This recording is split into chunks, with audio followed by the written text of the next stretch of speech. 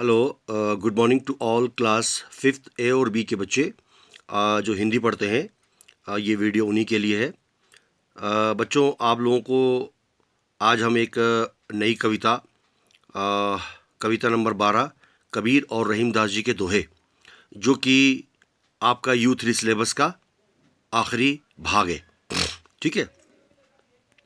उम्मीद करता हूँ कि आप लोग घर पर खैरियत से होंगे, अपने काम, अपनी पढ़ाई और अपने U3 एग्ज़ाम की आप तैयारी अच्छी तरह से कर रहे होंगे।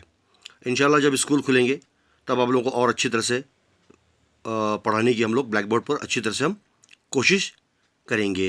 तब तक आप अपने घर पर रहिए, सुरक्षित रहिए और अपने काम जो है, जो भी होमवर्क आपको दिया जा रहा है, आप उनको अच्छी तरह से करते रहिए। और आप लोगों को ये मालूम होगा कि 23rd से हमारा U3 एग्ज़ाम शुरू होने जा रहा है, तो जिसकी प्रिपरेशन आप लोग घर पर कर रहे होंगे। और साथ साथ आप लोगों से यही एक रिक्वेस्ट है कि आप लोग ज़्यादा से ज़्यादा ऑनलाइन जो क्लास है उसमें आप लोग ज्वाइन करने की आप कोशिश करते रहिए। धन्यवाद। चलिए शुरू करते हैं। पेज नंबर है 9090, कविता 12 कबीर दास और रहीमदास जी के दोहे, क्लास फिफ्थ ए और बी के बच्चों के लिए भाग 1 जो हिंदी पढ़ते हैं। शुरू करते हैं। यहाँ से देखिए, कबीरदास जी कहते हैं कि अति का भला ना बोलना, अति की भली ना चूप, अति का भला न बरस ना, अति की भली न धूप। रात गंवाई सोए कर, दिवस गंवायो खाए, हीरा जन्म अमोल था, कौड़ी बदले जाए। धीरे धीरे रे मना, धीरे सब कुछ होए, माली सींचे सो घड़ा, ऋतु आए फल होए। ऐसी बानी बोलिए मन का आपा खोए, औरन को शीतल करें आप हूँ शीतल होए। ये कबीरदास जी के दोहे हैं कि उन्होंने किस तरह से मानव जीवन में कल्याण के लिए, लोगों के विकास के लिए विभिन्न प्रकार के दोहों का निर्माण किया, उनकी रचना की, जो कि आगे चलकर भविष्य में मानव के हित में एक अच्छा एक सदुपयोग जो रोल है, उनका जो जीवन का जो हिस्सा है, ठीक है, उन बातों की तरफ मानव को ले जाने का उन्होंने भरपूर प्रयत्न किया है। यहाँ देखिए, अब इसके अर्थ जो हमने यहाँ पर डायरी पे लिखा है, कुछ इस प्रकार से इसके अर्थ है, साथ साथ मैं आपको बताता भी जाऊँगा। ठीक है।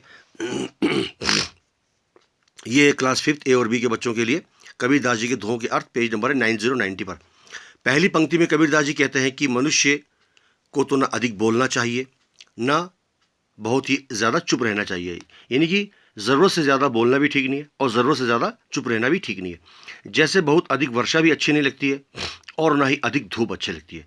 कभी मौसम बहुत साफ रहता है तो वो भी मतलब इंसानों के लिए, प्रकृति के लिए ठीक नहीं है, और बहुत ही ज़रूरत से ज़्यादा बारिश होती है तो वो भी अच्छी नहीं होती है। दूसरी पंक्ति में कबीरदास जी कहते हैं कि हे मानव, तुमने रात नींद में गंवाई और दिन भोजन करते गंवा दिया।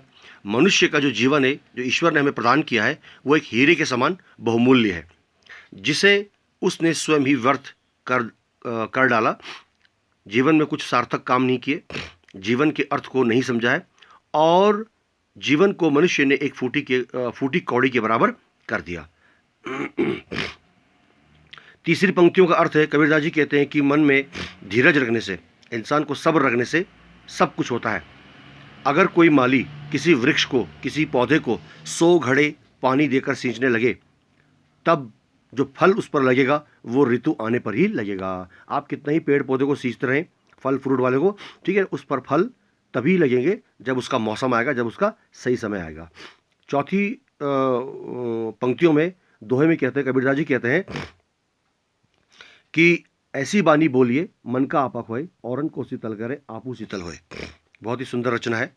कबीरदास जी कहते हैं इन पंक्तियों में, मनुष्य को ऐसी वाणी बोलनी चाहिए, यानी हमें ऐसे भाषाओं का प्रयोग करना चाहिए, इतना हमारा मीठा व्यवहार होना चाहिए जिसे सुनकर सभी को अच्छा लगे, ठीक है, सुनने वालों को बहुत ही आनंद का एहसास हो, ठीक है ना, और साथ साथ दूसरों को भी खुशी एवं शांति प्राप्त हो सके।